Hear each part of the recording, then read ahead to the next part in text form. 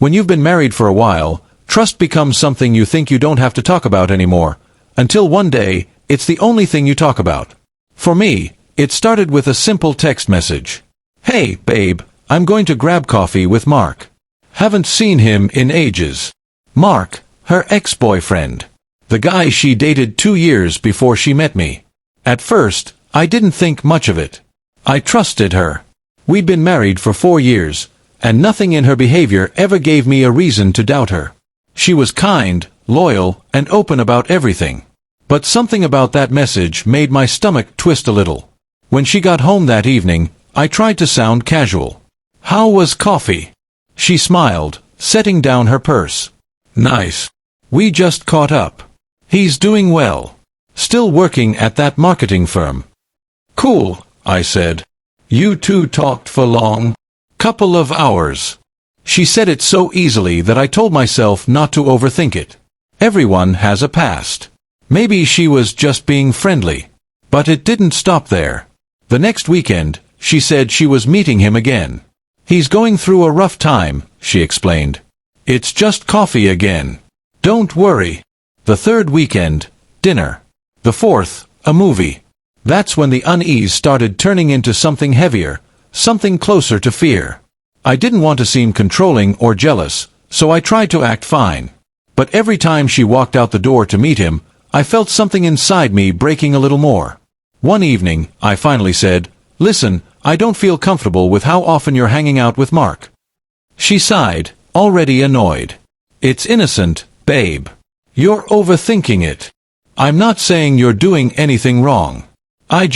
He's your ex. And you're spending every weekend with him." She rolled her eyes. "So what, I'm not allowed to have male friends now?" "It's not that," I said quietly. "But this isn't some random friend. You used to love him. You can see how that might hurt, right?" That's when she said it, the words that still echo in my mind. She looked straight at me and said, "If you don't trust me hanging out with my ex every weekend, maybe the problem isn't Mark. Maybe it's us. Possibly us." Just like that, she turned my pain into a flaw. I stood there speechless. She didn't yell, didn't cry, didn't explain. Just grabbed her bag and walked out for another quick catch-up. That night, I sat on the couch for hours, staring at the door. Every tick of the clock felt like a hammer inside my chest. When she came home, she kissed my cheek like nothing happened.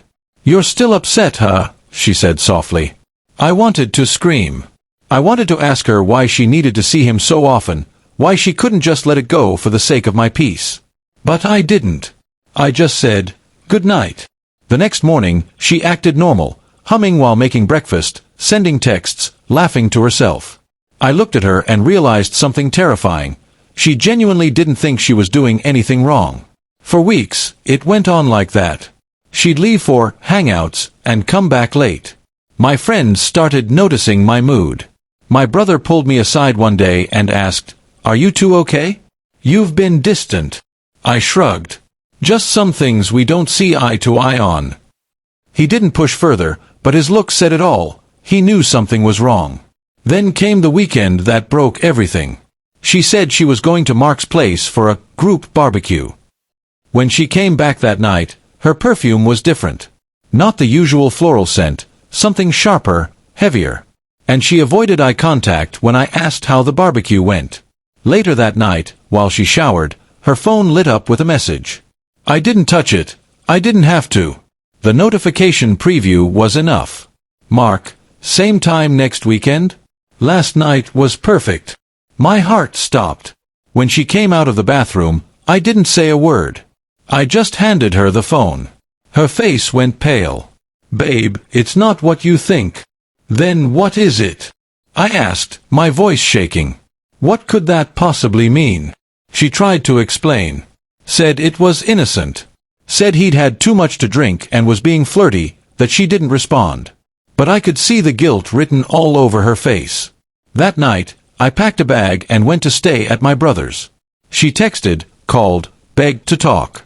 But for the first time in our marriage, I didn't want to hear her excuses. Days turned into weeks. She finally showed up at my brother's house, eyes red, holding an old photo of us from our honeymoon. "I messed up," she whispered. "I thought staying friends with him proved how much I trusted you, but all I did was prove how little I respected you." She was crying, shaking, saying she'd cut all contact, do whatever it took.